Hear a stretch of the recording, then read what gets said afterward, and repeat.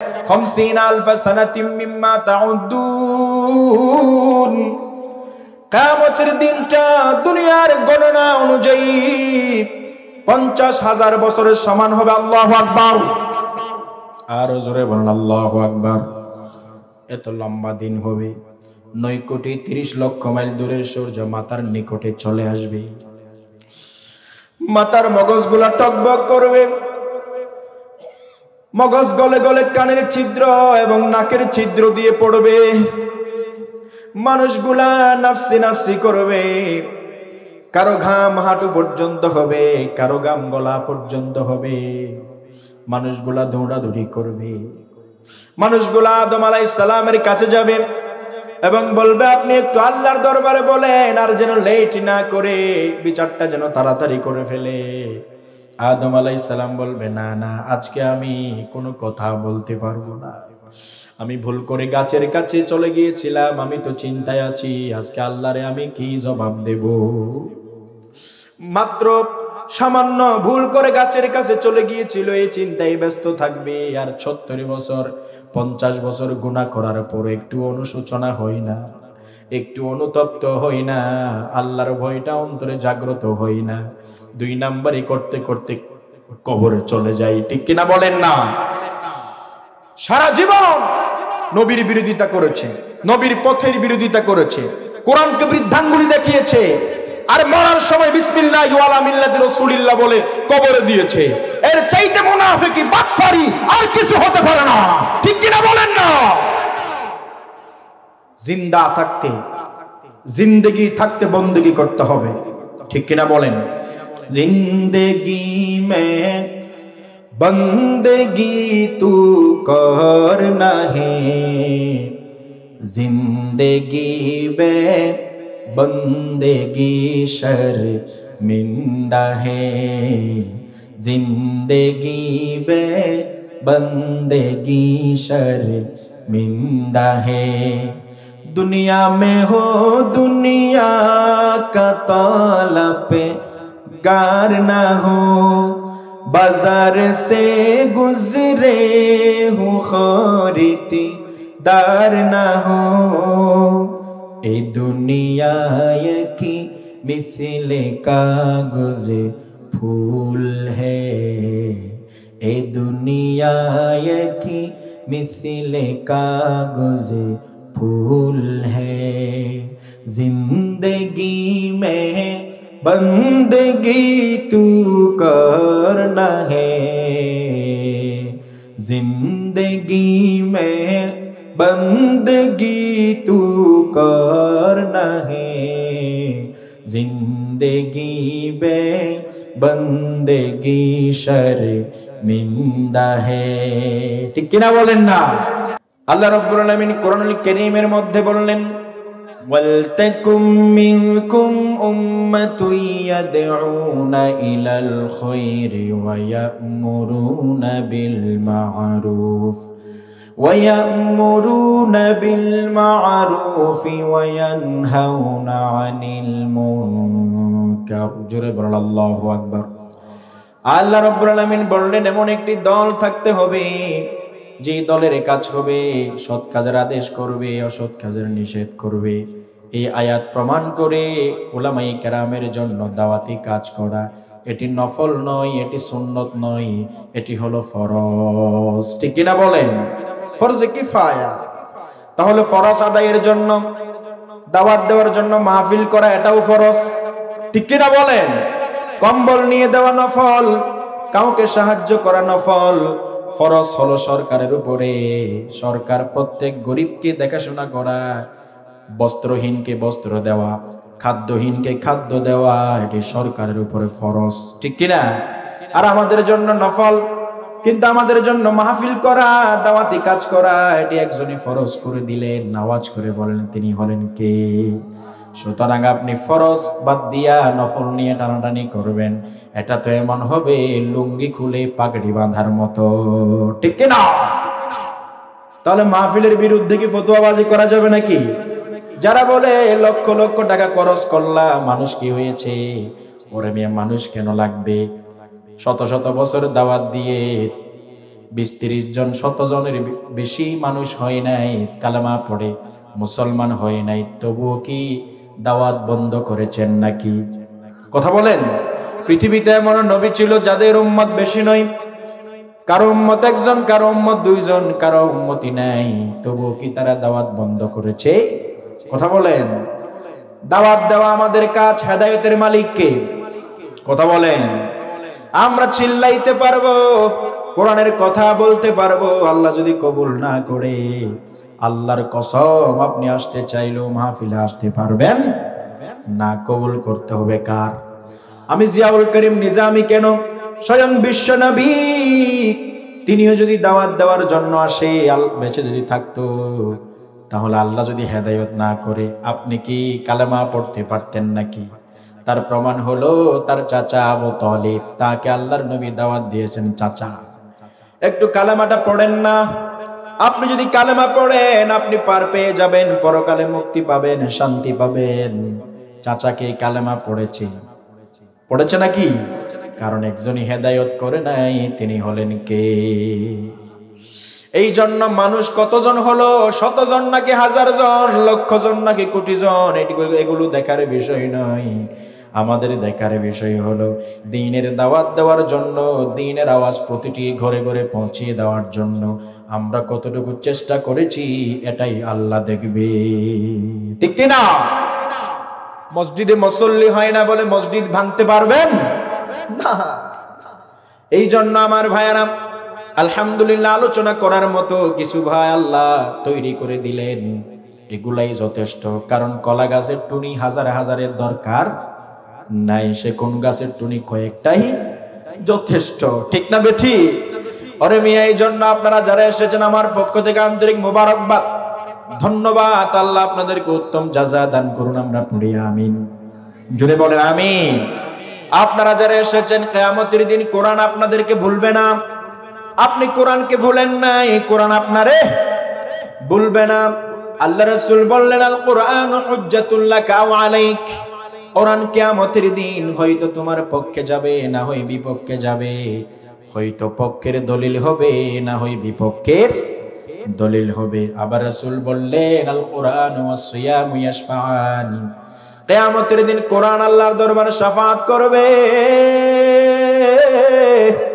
আল্লাহরে বলবে, আল্লাহ আপনার এই বান্দা আমার তেলাওয়াত শুনেছে, আমাকে তেলাওয়াত করেছে, হক আদায় করেছে, রমজান মাসেও দীর্ঘ সময় দাঁড়িয়ে তারাবি পড়েছে। আপনার বান্দা আমারে বলে নাই, আজকে আপনার বান্দারও বলি নাই, আমি কোরআন শাফাআত করছি, তাকে জান্নাত দিয়ে দেন। আল্লাহ কোরআনের সুপারিশ কবুল করে কোরআনওয়ালাদেরকে আল্লাহ জান্নাত দিয়ে দিবে। সুবহানাল্লাহ। আর আসতে বলেন সুবহানাল্লাহর সাথে কি রাগ করছেন আপনারা? এটা কি আপনাদের অসুস্থতা নাকি কৃপণতা? বলেন না, চিল্লায়া বলেন সুবহানাল্লাহ। বলি আলহামদুলিল্লাহ। শুধু তাই নয়, আমরা যদি কোরআন শুনি, কোরআন পড়ি, আল্লাহ রাব্বুল আলামিন আমাদেরকে জানাইয়া দিলেন, এই কোরআন তেলাওয়াত শুনলে, কোরআনের পথে থাকলে দুর্বল ঈমানকে সবল বানায়া দেয় কে? জোরে বলেন, মজবুত বানায়া দেয় কে? আল্লাহ বললেন, ইন্নামাল মুমিনুনাল্লাযীনা ইযা যুকিরাল্লাহু ওয়াজিলাত কুলুবুহুম ওয়া ইযা তুলিয়াত আলাইহিম আয়াতুহু যাদাতহুম ঈমানা ওয়া আলা রাব্বিহিম ইয়াতাওয়াক্কালুন। জোরে বলেন আল্লাহু আকবার। ইমানদারেরা তো এমন, যখন তাদের সামনে আল্লাহর নাম উচ্চারণ করা হয়, জিকির করা হয়, তাদের কলবের মধ্যে কম্পন শুরু হয়ে যায়, একজনের ভয় অন্তরের মধ্যে জাগ্রত হয়ে যায়, তিনি হলেন কে? ওয়াইদা তুলিয়াত আলাইহিম আয়াতুহু যাদাতহুম ঈমানা। যখন কোরআন তেলাওয়াত করা হয়, তাদের ঈমান দুর্বল থাকে না, ক্ষণে ক্ষণে ক্রমে ক্রমে ধীরে ধীরে তাদের ঈমানটারে বৃদ্ধি করে দেয় কে? পড়ি আলহামদুলিল্লাহ। আর যারা কোরআনের পথে আসে না, কোরআন থেকে বিমুখ হয়ে যায়, পাত্তা দেয় না, ইগনোর করে, অবহেলা করে, তাদের সম্পর্কে আমার আল্লাহ বললেন, শোনো গোলাম, তোমরা যারা কোরআন শোনো না, কোরআনের পথে থাকো না, তোমাদের কেমন পানিশমেন্ট, শাস্তি একটু দেখো, শুনে নাও। ওয়ামান আ'রাদা আন যিকরি ফাইন্না লাহু মাঈশাতান দাকা ওয়া নাহশুরুহু ইয়াওমাল কিয়ামাতি আ'মা। জোরে বলুন আল্লাহু আকবার। আল্লাহ রাব্বুল আলামিন বললেন যে বা যারা কোরআন থেকে বিমুখ হয়ে যাবে, কোরআন শুনবে না, কোরআনের পথে থাকবে না, অবহেলা করবে, ইগনোর করবে, আল্লাহ রাব্বুল আলামিন তাদের দুনিয়ার জীবনটা সংকুচিত করে দেবে। অভাব অনটন যাবে না, সবকিছু থাকার পরে মনে হবে কিছুই নাই, মনের মধ্যে শূন্যতা বিরাজ করবে। ওয়া নাহশুরুহু ইয়াওমাল কিয়ামাতি আ'মা, কিয়ামতের দিন, কঠিন ময়দানে, সেই দিন আপনারে আল্লাহ অন্ধ অবস্থায় উঠাবেন। আল্লাহ আমাদেরকে হেফাজত করুন, আমরা পড়ি আমিন। আরো জোরে পড়ি আমিন। ও ভাই, এই জন্য আপনি হয়তো কিয়ামতের দিন আটকে যাবেন, কাজ থাকলে কাজ করেন, যদি থাকেও আপনি চলে আসেন, আর কাজ না থাকার পরও যদি আপনি সুখ টান, দুঃখ টান, টুক টান, মারি মারি, বিড়ি টানের টানে আপনি দুনিয়ার গল্প গুজব করেন, মাহফিলের প্যান্ডেলে না আসেন, দোকানে রাস্তায় বসে থাকেন, তাহলে কিয়ামতের দিন একজনই প্রশ্ন করবে, তিনি হলেন কে? এটি আপনাদেরকে কষ্ট দেওয়ার জন্য বলি নাই, আপনাদেরকে আল্লাহর ধরা থেকে সেভ করার জন্য, রক্ষা করার জন্য বলেছি। আল্লাহ তাআলা কোরআন প্রেমিক কিছু ভাই তৈরি করে দিন, আমরা পড়ি আমিন। যারা মনে করবে আজকেও আমার মরণটা হতে পারে, আজকেও আমার মরণ হতে পারে, এক সেকেন্ডের নাই ভরসা, ঠিক কি না? এক সেকেন্ডের নাই ভরসা, ছাড়তে হবে রং তামাশা, এই পৃথিবী থাকতে হবে, ওই কবরে থাকতে হবে, খাট পালং ছাড়া, মৃত্যু তোমায় করে দেবে সর্বহারা, মৃত্যু তোমায় করে দেবে সবকিছু ছাড়া, ঠিক কিনা? ভাবুন, একটু কল্পনা করুন, মাথা নত করুন, আজকেই মরণ হতে পারে। আপনি হয়তো শেষের দিন আসবেন, আগামীকাল আসবেন, আগামীকাল হয়তো নাও পেতে পারেন, পরকালে চলে যেতে হবে, ঠিক কিনা? যেন আজকে, নাও ইজ দ্য টাইম, আল-আন, এখনই সিদ্ধান্ত নেন, না আগামীকাল বেঁচে থাকবে এরকম কোনো নিশ্চয়তা, গ্যারান্টি নাই। এজন্য আজকেই ভালো কাজে দৌড়াদৌড়ি করা দরকার, আছে না নাই? আল্লাহ বলেছেন প্রতিযোগিতা করো, তাড়াতাড়ি যাও আমার ক্ষমা এবং জান্নাতের দিকে। এখনো বসে আছেন? আল্লাহ বলেন ওয়াসারিউ ইলা মাগফিরাতিম মির রাব্বিকুম ওয়া জান্নাতিন আরদুহাস সামাওয়াতু ওয়াল আরদু উইদ্দাত লিল মুত্তাকিন। জোরে বলেন আল্লাহু আকবার। আল্লাহ দৌড়াতে বলেন আল্লাহর ক্ষমার দিকে, জান্নাতের দিকে। বলেন না মাহফিলে বসলে আসলে ক্ষমা একজনই করে দেয়, তিনি হলেন কে? আমার আল্লাহ বললেন শুধু ক্ষমা করি না, যারা আমারে ভয় করে আমারে পথে আসবে, তাকওয়া অবলম্বন করবে, উইদ্দাত লিল মুত্তাকিন, আমি তো তাদেরকে জান্নাত দেব, কারণ তাদের জন্য আমি আল্লাহ জান্নাত বানালাম। সুবহানাল্লাহ বলেন। আল্লাহ তাআলা আমাদেরকে কবুল করুন। মালুমঘাট আল হাসনাইন সমাজ কল্যাণ পরিষদের ভাইরা, আমি গত বছর আমাকে দাওয়াত দিয়েছেন, এই বছরও দাওয়াত দিয়েছেন। আসলে আপনারা যতই চেষ্টা করেন আনতে, আল্লাহ যদি কবুল না করে আমি আসতে পারবো না, ঠিক কিনা বলেন? এটি সব হচ্ছে আল্লাহর ফায়সালা। আপনারা চেষ্টা করেছেন, আমি চেষ্টা করেছি, এসেছি, নিরাপত্তা আল্লাহ দান করেছেন, সুস্থতা আল্লাহ দান করেছেন, এজন্য পড়ছি আলহামদুলিল্লাহ। এই বছরও আমি অধমকে এখানে বসে টুকটাক কিছু কথা বলার তৌফিক দিয়েছেন আল্লাহ, আপনারা সুযোগ করে দিয়েছেন, আপনাদেরকে আন্তরিক ধন্যবাদ এবং মোবারকবাদ জানাচ্ছি, ঠিক কিনা? আল্লাহ তাআলা সবাইকে এই ভালোবাসার উত্তম প্রতিদান দান করুন, আমরা পড়ি আমিন। সম্মানিত উপস্থিতি, আর দীর্ঘায়িত না করে আমাকে একটি বিষয় দেওয়া হয়েছে, সেটি হচ্ছে কোরআন মাজিদের 114টি সূরার মধ্যে 103 নম্বর সূরা। একটু আওয়াজ করে বলুন তো, কয় নম্বর সূরা? 103 নম্বর সূরা। এই সূরা থেকে কথা বলতে বলা হয়েছে। এই সূরার সংক্ষিপ্ত তাফসীর করে, কিছু শিক্ষা বাহির করে আমরা সকলে একসাথে আমলে পরিণত করার চেষ্টা করব, পড়ি ইনশাআল্লাহ। সূরাটি হচ্ছে ছোট সূরার মধ্যে অন্যতম একটি সূরা। এই সূরাতে আয়াত আছে 3টা। বলেন তো কয়টা? মাত্র 3টি আয়াত দিয়ে এই সূরাটি আল্লাহ সাজিয়েছেন। এই সূরা যদিও 3 আয়াত বিশিষ্ট, কিন্তু এই সূরার সিগনিফিক্যান্স, এই সূরার তাৎপর্য অনেক অনেক বেশি। আল্লাহু আকবার, অনেক বেশি। এই সূরাটি হচ্ছে মাক্কি সূরা। আমার ভাইরা, এই সূরাটি এত দামি, এত দামি।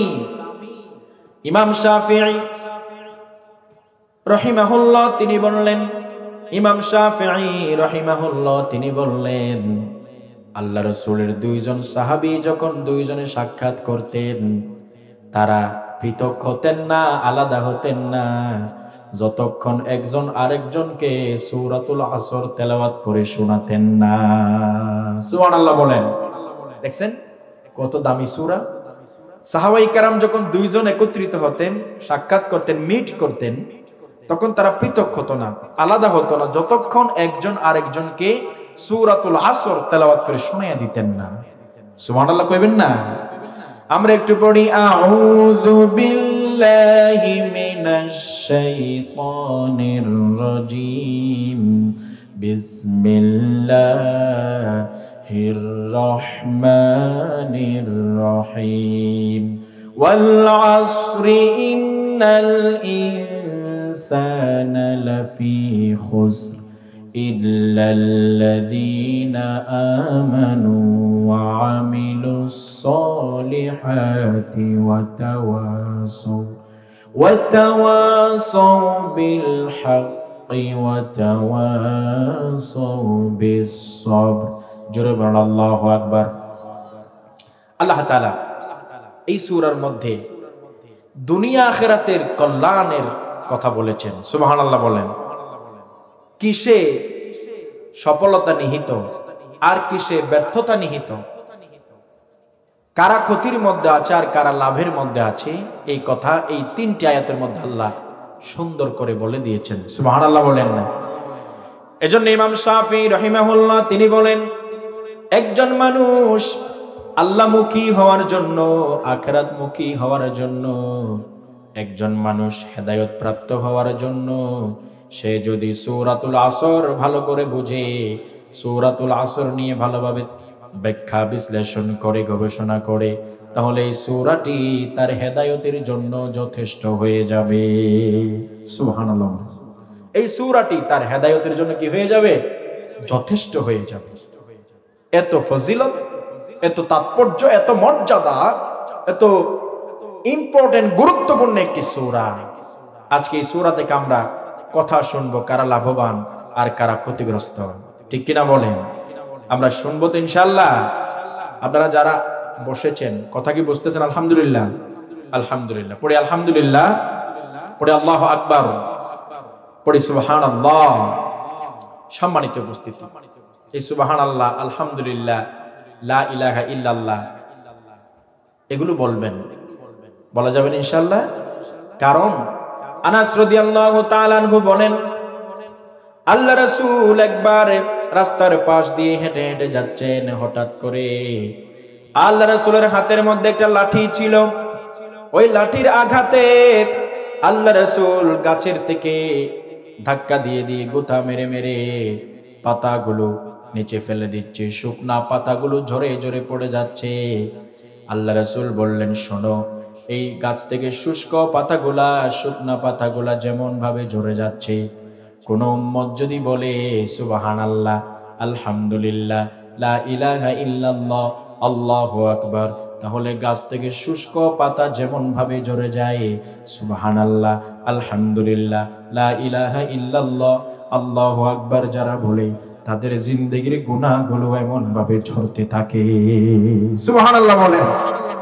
কত বেশি গুনাহ করেছেন, অপরাধ করেছেন, অন্যায় করেছেন, আল্লাহর গোলামি বাদ দিয়ে শয়তানের গোলামি করেছেন, এখনো গুনার সাগরে ডুবে আছেন, মনে কি পড়ে না? আপনার মতো আপনার বন্ধু আলাপ আলোচনা করে ঘরেই গেছে, সকালে শুনছেন আপনার বন্ধু দুনিয়াতে আর নাই, চলে গেছে।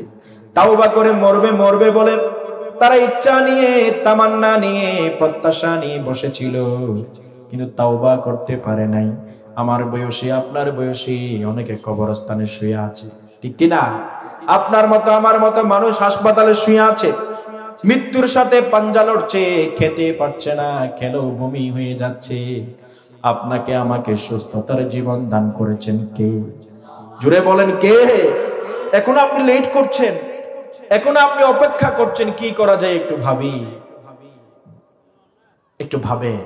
হায়াতের দিন ফুরিয়ে যায়, বন্ধু তোমার নেই তো ভাবনায়, তুমি আছো রং তামাশায় শয়তানের ধোকায়, ঠিক কিনা? হায়াতের দিন ফুরিয়ে যায়, বন্ধু তোমার নেই তো ভাবনায়, তুমি আছো রং তামাশায় শয়তানের ধোকায়। কেউ হবে না পাপের ভাগী, ভাবছো যাদের আপন, মসজিদের খাটিয়া এনে করবে তোমায় দাফনের মন, করবে তোমায় দাফন। ব্যস্ত রবে সম্পদের সব ভাগ বাটুয়ারায়, তুমি আছো রং তামাশায় শয়তানের ধোকায়। হায়াতের দিন ফুরিয়ে যায়, বন্ধু তোমার নেই তো ভাবনায়, তুমি আছো রং তামাশায় শয়তানের ধোকায়, ঠিক না? সময় চলে যাচ্ছে, বরফের মতো গলে যাচ্ছে। এজন্য সুযোগ থাকলে, সময় থাকলে আসুন আমরা কোরআন থেকে তাফসীর শুনি। আমার ভাইয়ারা, আমরা সূরাতুল আসর, এই সূরার ফজিলত শুনলাম। আসুন আমরা এবার এই সূরার অর্থের দিকে যাই। আল্লাহ বললেন ওয়াল আসর, মহাকালের শপথ, যুগের শপথ, সময়ের শপথ। শপথ খেলেন কে? জোরে বলেন কে শপথ করেছেন? আল্লাহ। ইন্নাল ইনসানা লাফি খুস, নিশ্চয় মানুষ ক্ষতির মধ্যেই রয়েছে। মানুষেরা ক্ষতিগ্রস্ত। কার কথা? জোরে বলেন কার কথা? আল্লাহর কথা। ইল্লাল্লাযীনা আমানু ওয়া আমিলুস সলিহাতি ওয়া তাওয়াসাউ বিল হাক্কি ওয়া তাওয়াসাউ বিস সবর। কিন্তু তারা ছাড়া, তারা নয় যাদের মধ্যে চারটি কোয়ালিটি আছে, চারটি গুণ আছে। ইল্লাল্লাযীনা আমানু, ঈমান আনে, ঈমান আনার পরে বসে থাকে না। ওয়া আমিলুস সলিহাত, ভালো ভালো কাজ করে, ঠিক কিনা? মাহফিল করে, মাহফিল শুনে, ভালো কাজ করে, এক জায়গায় ভালো খারাপ দুইটাই আছে, সেখান থেকে ভালোটাই বেছে নেয়, ভালো কাজ করে। 3 নাম্বার ওয়া তাওয়াসাউ বিল হক, একে অপরকে, পরস্পরকে সত্যের উপদেশ দেয়। ওয়া তাওয়াসাউ বিস সবর, শুধু সত্যের উপদেশ নয়, সত্যের পথে অবিচল অটল থাকতে হলে ধৈর্যের প্রয়োজন আছে, ঠিক কিনা বলেন? এজন্য ওয়া তাওয়াসাউ বিস সবর, তারা একে অপরকে ধৈর্য ধারণের উপদেশ দেয়। আমরা অনুবাদ করলাম, সরল অনুবাদ করলাম। আসুন আমরা এবার এই সূরার ব্যাখ্যা, বিশ্লেষণ, তাফসীরের দিকে চলে যাই। আল্লাহ রাব্বুল আলামিন শুরুতেই ওয়াল আসর, এই ওয়াটা হচ্ছে ওয়া কসমিয়া, আল্লাহ কসম করেছেন। ওয়াল আসর, যুগের কসম, মহাকালের শপথ, সময়ের শপথ আল্লাহ করেছেন। আল্লাহ যেই বিষয়ে, যেই জিনিস দিয়ে শপথ খায়, এগুলোর গুরুত্ব অনেক বেড়ে যায়। সুবহানাল্লাহ বলবেন না? আমরা কোনো কিছু যদি কাউকে বিশ্বাস করাতে হয়, কোনো কিছুর উপরে যদি জোর দিতে হয়, আমরাও শপথ খাই, ঠিক কিনা? কার নামে খাই? কথা বলেন, কার নামে শপথ করি? আল্লাহর নামে। ওয়াল্লাহি, আল্লাহর কসম, এইভাবে। কারণ আমাদের সকলের চেয়ে, সবকিছুর চেয়ে সবচেয়ে বড় মহান একজনই। আওয়াজ করে বলেন তো, তিনি হলেন কে? এজন্য আমরা নামাজে বলি আল্লাহু আকবার, আল্লাহ হলো সবচেয়ে বড়, ঠিক কিনা? আল্লাহর চাইতে বড় কে আর কেউ আছে? এজন্য আমরা বড় আল্লাহর নামে শপথ খাই। তো আল্লাহর চাইতে বড় তো আর কেউ, তো আল্লাহর চাইতে বড় কেউ না থাকলে আল্লাহ কি নামে শপথ খাইবে? এজন্য বান্দাকে যেই বিষয়টা আল্লাহ বোঝাতে চায় ওই বিষয়ের সাথে সম্পর্কিত বিষয় নিয়ে আল্লাহ শপথ খায়, এবং যেই বিষয় নিয়ে আল্লাহ শপথ খায়, যেই জিনিসের নাম ধরে ধরে আল্লাহ শপথ খায়, ওই জিনিসের গুরুত্ব বোঝানোর জন্য আল্লাহ শপথ খায়। সুবহানাল্লাহ বলেন না? তাহলে ওয়াল আসর, আল্লাহ মহাকালের শপথ খেলেন, সময়ের শপথ খেলেন, যুগের শপথ খেলেন। তাহলে বোঝা যাচ্ছে সময়ের অনেক বেশি দাম, ঠিক কিনা বলেন? এই সময় কিন্তু থাকবে না, সময় শেষ হয়ে যাচ্ছে। বরফ বিক্রেতা বরফ বিক্রি করলে যেমন দীর্ঘ সময় থাকে না, বরফ গুলা গলে যায়, পানি হয়ে যায়। দুই বন্ধু বাজার থেকে আইসক্রিম নিয়েছে, এক বন্ধু চুষে চুষে মজা স্বাদ নিয়ে নিয়ে বাড়িতে গেল, আরেকজনে মনে করলো না না, আমি বাড়ির মধ্যে গিয়া সোফার মধ্যে বসিয়া ভালোভাবে খাইবো। কিন্তু বাড়ির আঙ্গিনায় এসে দেখে বরফ আইসক্রিম আর আইসক্রিম নাই, গলে শেষ হয়ে গেছে, ঠিক কিনা? এক বন্ধু খেয়ে শেষ করলো, আরেক বন্ধু না খাইয়া ধরে শেষ করলো। যেই বন্ধু না খাইয়া শেষ করলো সেই বন্ধুর আফসোস আছে না নাই? আমাদের জীবনের এই সময় নামক পুঁজি শেষ হয়ে যাচ্ছে। আপনি নামাজ পড়লেও শেষ হবে, আপনি আলাপ আলোচনা করলেও শেষ হবে, গান বাজনা করলেও এই সময়গুলো শেষ হয়ে যাবে। কিন্তু কিয়ামতের দিন আফসোস করবেন, আপনার বন্ধু যখন জান্নাতে যাবে, আপনি যখন জাহান্নামে যাবেন, সেই দিন তো সময়কে গুরুত্ব না দেওয়ার কারণে বড্ড বেশি আফসোস করবেন, ঠিক কিনা বলে? আফসোস করবে। এজন্য আল্লাহ সময়ের শপথ খেলেন, মানুষ যেন সময়কে গুরুত্ব দেয়। আল্লাহ বলেছেন ওয়াল আসর, সময়ের শপথ, মহাকালের শপথ, যুগের শপথ। ইতিহাস সাক্ষী আছে, যুগে যুগে যারা আল্লাহর মানে নাই তাদের পরিণতি কি হয়েছে, আর যারা আল্লাহর গোলামি করেছে তাদের পরিণতি কি হয়েছে, ঠিক কিনা? ইতিহাস সাক্ষী, যুগ সাক্ষী আছে, সময় সাক্ষী। আমার ভাইয়ের এই জন্য সময়কে গুরুত্ব দেওয়া দরকার, আছে না নাই? আওয়াজ করে বলেন, আছে না নাই?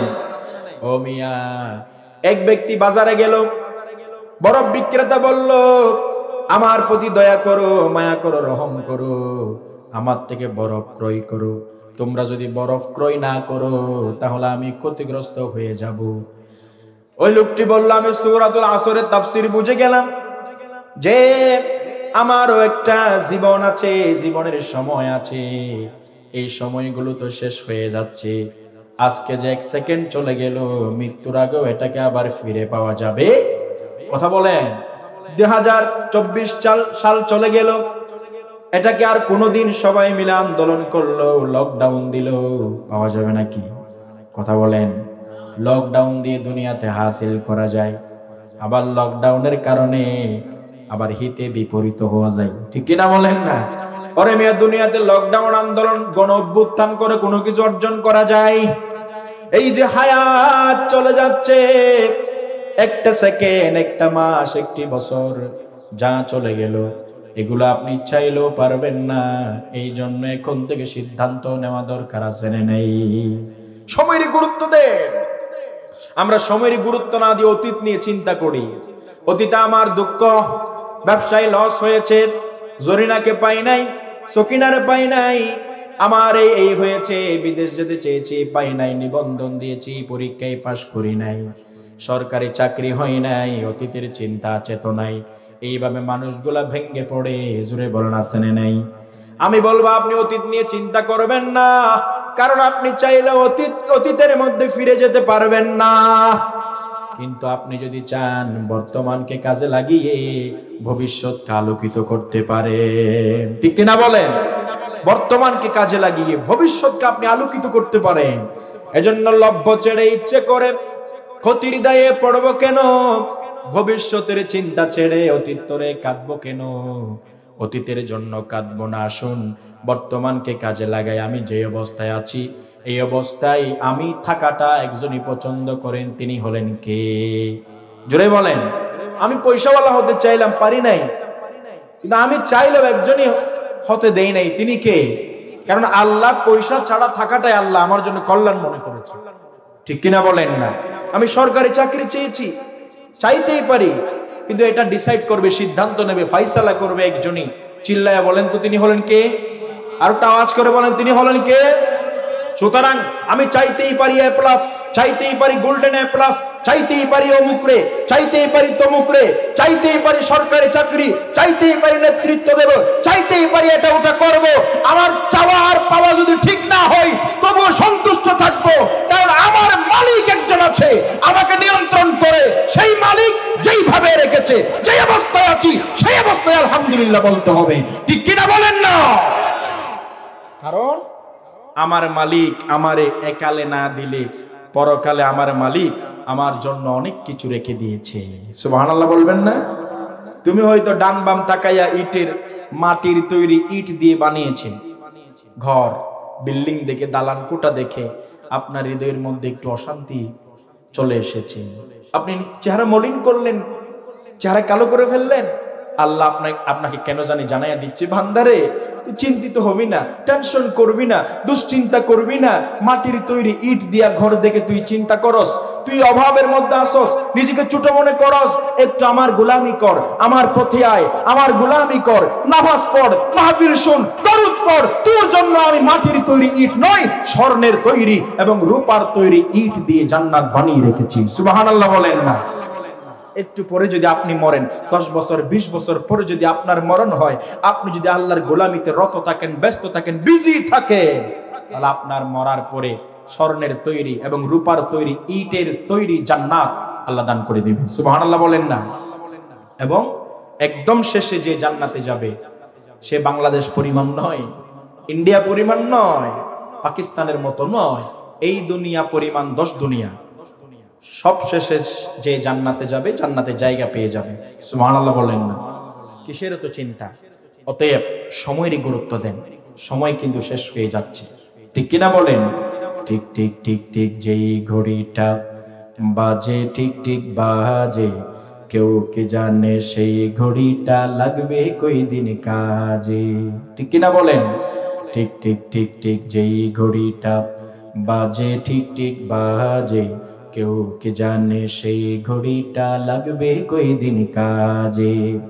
ঝকঝক ফক ফক যদ্দিন করে ঘড়ির চেহারা, তদ্দিন তারে কিনতে চাই যে খরিদ্দারেরা, ঠিক কিনা বলেন? ঝকঝক ফক ফক করে যদ্দিন ঘড়ির চেহারা, তদ্দিন তারে কিনতে চাই যে খরিদ্দারেরা। সময় মতো সময় দিলে সবখানে বিরাজে, কেউ কে জানে সেই ঘড়িটা লাগবে কই দিন কাজে। ঠিক ঠিক ঠিক ঠিক যেই ঘড়িটা বাজে, ঠিক ঠিক বাজে, কেউ কে জানে সেই ঘড়িটা লাগবে কই দিন। বলেন না, বলেন ঠিক ঠিক ঠিক ঠিক যেই ঘড়িটা বাজে, ঠিক ঠিক বাজে, কেউ কে জানে সেই ঘড়িটা লাগবে কই দিন কাজে। সক সক তক তক জীবন ঘড়ি করে যত দিন, দাম থাকে তার সবার মাঝে বন্ধু তত দিন, ঠিক কিনা বলেন? আপনি ক্যান্সার রোগে আক্রান্ত হয়ে দেখেন, আপনি একটু পা ভেঙে ফেলেন, আপনার নেতা খবর নিবে না, একটা স্ট্যাটাস দেবে, ফেসবুকে কিছু লিখবে, এর বেশি কিছু করবে? সক সক তক তক জীবন ঘড়ি করে যত দিন, দাম থাকে তার সবার মাঝে বন্ধু তত দিন। মনের মাধুরী মিশিয়ে সাজাই নানান সাজে, কেউ কে জানে সেই ঘড়িটা লাগবে কই দিন কাজে। টিক টিক টিক টিক যেই ঘড়িটা বাজে, ঠিক ঠিক বাজে, কেউ কি জানে সেই ঘড়িটা লাগবে। হাই হাই হাই হাই আসল ঘড়ির অর্থ বুঝলাম না, সময় থাকতে সময়ের মূল অর্থ খুঁজলাম না। খাইলাম দাইলাম ঘুরলাম শুধু এই দুনিয়ার মাঝে, কেউ কি জানে সেই ঘড়িটা লাগবে কই দিন কাজে। টিক টিক টিক টিক যেই ঘড়িটা বাজে, ঠিক ঠিক বাজে, কেউ কি জানে সেই ঘড়িটা লাগবে কই দিন কাজে, ঠিক কিনা বলে? আসল টাইমের অর্থ বুঝলাম না, আসলে ঘড়ির অর্থ বুঝলাম না, আল্লাহর গোলামি করলাম না। জীবন মানে আল্লাহ দালান কোটার জন্য দেই নাই, আমিত্ব প্রভাব প্রতিপত্তি করার জন্য দেই নাই, কোটি কোটি টাকার মালিক হওয়ার জন্য দেই নাই, 2 নম্বরই করার জন্য দেই নাই। আমরা বললাম আল্লাহ আপনি জীবনটা কেন দিলেন? আল্লাহ বললেন শোনো গোলাম, তুমি জানো না কি জীবনটা কেন দিলাম? আল্লাহ রাব্বুল আলামিন খুব সুন্দর করে জানাইয়া দিলেন, আল্লাযী খালাকাল মাউতা ওয়াল হায়াতা লিয়াবলুয়াকুম আইয়ুকুম আহসানু আমালা। জোরে বলেন আল্লাহু আকবার। আল্লাহ বললেন আমি জীবন মৃত্যু এই জন্য ঘটাই, এই জন্য জীবন মৃত্যু দেই, তার কারণ হলো কে ভালো আমল করে এটা পরীক্ষা করার জন্য। ঠিক কিনা? কে ভালো আমল করে এটা পরীক্ষার জন্য আল্লাহ জীবন দিলেন, সময় দিলেন। এই জন্য সময়ের গুরুত্ব দেওয়া দরকার আছে না নাই? আমার ভাইয়ারা, আল্লাহ আসর বলতে কি বুঝালেন আর অনেক ব্যাখ্যা বিশ্লেষণ পাওয়া যায়। যেমন ইমাম সুয়ুতি রহিমাহুল্লাহ তিনি তাফসিরে জালালাইনের মধ্যে বলেছেন আল্লাহ ওয়াল আসর বলতে দাহারকে বুঝিয়েছেন, লম্বা একটা যুগকে বুঝিয়েছেন। যেমন আমাদের জন্মের আগে আমরা ছিলাম না, আমার বয়স যদি 30 হয়, 32-31 বছর আগে আমি ছিলাম। আপনার বয়স যদি 40 হয়, 41 বছর আগে আপনি ছিলেন না, আপনার অস্তিত্ব ছিল। আর একজনের বয়স যদি 35 হয়, 34 বছর আগে সে ছিল না। ঠিক কিনা বলেন? সে কোথায় ছিল তাহলে? তার আত্মা কোথায় ছিল? দীর্ঘ সময় তার আত্মাটা আত্মার জগতে ছিল। এই কথা আল্লাহ বললেন, হাল আতা আলাল ইনসানি হিনুম মিনাদ দাহরি লাম ইয়াকুম শাইআম মাযকুরা। জোরে বলুন আল্লাহু আকবার। ও আমার গোলাম, তুই অহংকার করিস, তুই নাফরমানি করিস, আমার গোলামি থেকে দূরে থাকিস। শুনে নে, মানুষের উপর এমন একটা সময় অতিবাহিত হয়েছিল উল্লেখ করার মতো, কাউন্ট করার মতো, গণনা করার মতো, পরিচয় দেওয়ার মতো কিছুই ছিল না। ঠিক কিনা বলেন? নাম ছিল না, বাবা ছিল না, মা ছিল না, বন্ধু বান্ধব কোনো কিছুই ছিল না। আমাদেরকে নাই থেকে সবগুলা যিনি দিলেন, আওয়াজ করে বলেন তিনি হলেন কে? আরো জোরে বলেন কে? আল্লাহ তাআলা দিলেন। ওই যে আমরা মায়ের পেটে আসার আগে, স্ট্রাকচার না হওয়ার আগে দীর্ঘ সময় যে ওই যে আমরা আত্মার জগতে ছিলাম, এই জন্য ইমাম সুয়ুতি বলেছেন আল্লাহ হয়তো এটাই বুঝিয়েছে ওয়াল আসর বলতে। আবার অনেকে বলেছেন ওয়াল আসর বলতে আল্লাহ আস-সাআ, কিয়ামতকে বুঝিয়েছেন। ঠিক কিনা বলেন? কারণ কিয়ামতের ভয়াবহতা, কিয়ামতের সময়টা অনেক বড্ড বেশি লম্বা হবে। ঠিক কিনা বলেন? 50 আলফা সানাতিম মিম্মা তাউদ্দুন। কিয়ামতের দিনটা দুনিয়ার গণনা অনুযায়ী 50,000 বছরের সমান হবে। আল্লাহু আকবার। আর জোরে বলুন আল্লাহু আকবার। এত লম্বা দিন হবে, 9,30,00,000 মাইল দূরের সূর্য মাথার নিকটে চলে আসবে। মাথার মগজগুলা টকবক করবে, মগজ গলে গলে কানের ছিদ্র এবং নাকের ছিদ্র দিয়ে পড়বে। মানুষগুলা নাফসি নাফসি করবে, কারো ঘাম হাঁটু পর্যন্ত হবে, কারো ঘাম গলা পর্যন্ত হবে। মানুষগুলা দৌড়াদৌড়ি করবে। মানুষগুলা আদম আলাইহিস সালামের কাছে যাবে এবং বলবে আপনি একটু আল্লাহর দরবারে বলেন, আর যেন লেট না করে বিচারটা যেন তাড়াতাড়ি করে ফেলে। আদম আলাইহিস সালাম বলবে না না, আজকে আমি কোনো কথা বলতে পারবো না, আমি ভুল করে গাছের কাছে চলে গিয়েছিলাম, আমি তো চিন্তায় আছি, আজকে আল্লাহরে আমি কি জবাব দেব। মাত্র সামান্য ভুল করে গাছের কাছে চলে গিয়েছিল, এই চিন্তায় ব্যস্ত থাকবে। আর 70 বছর 50 বছর গুনাহ করার পর একটু অনুশোচনা হয় না, একটু অনুতপ্ত হই না, আল্লাহর ভয়টা অন্তরে জাগ্রত হই না। 2 নাম্বারই করতে করতে কবরে চলে যাই। ঠিক কিনা বলেন না? সারা জীবন নবীর বিরোধিতা করেছে, নবীর পথের বিরোধিতা করেছে, কোরআনকে বৃদ্ধাঙ্গুলি দেখিয়েছে, আর মরার সময় বিসমিল্লাহি ওয়ালা মিল্লাতি রাসূলিল্লাহ বলে কবরে দিয়েছে। এর চাইতে মুনাফিকি বাটফারি আর কিছু হতে পারে না। ঠিক কিনা বলেন না? জিন্দা থাকতে জিন্দেগি থাকতে বন্দেগি করতে হবে, ঠিক কিনা বলেন? জিন্দেগি মে বন্দেগি তু করনা হে, জিন্দেগি বে বন্দেগি শর্মিন্দা হে, জিন্দেগি বে बंदेगी शर्मिंदा है। दुनिया में हो दुनिया का तलब गार ना हो, बाजार से गुजरे हूँ खरीदार ना हो, ए दुनिया की मिसल कागज फूल है, ए दुनिया की मिसल कागज फूल है, जिंदगी में बंदगी तू करना है, जिंदगी में बंदगी तू करना है, जिंदगी में बंदगी शर्मिंदा है। ठीक किना बोलें ना? बंदगी छाड़ा जिंदगी लज्जार जिंदगी, ठीक किना बोलें? আমার ভাইয়েরা, এই জন্য বলছিলাম কিয়ামতের দিন মানুষেরা আদম আলাইহিস সালামের কাছে যাবে, আদম আলাইহিস সালাম কিছুই বলতে পারবে না। মানুষেরা নূহ আলাইহিস সালামের কাছে যাবে, নূহ আলাইহিস সালামের কাছে যখন যাবে তিনিও বলবে আজকে কিছুই বলতে পারবো না। এবার মানুষেরা ইব্রাহিম আলাইহিস সালামের কাছে যাবে, ইব্রাহিম আলাইহিস সালাম বলবে আমিও আজকে কিছুই করতে পারবো না।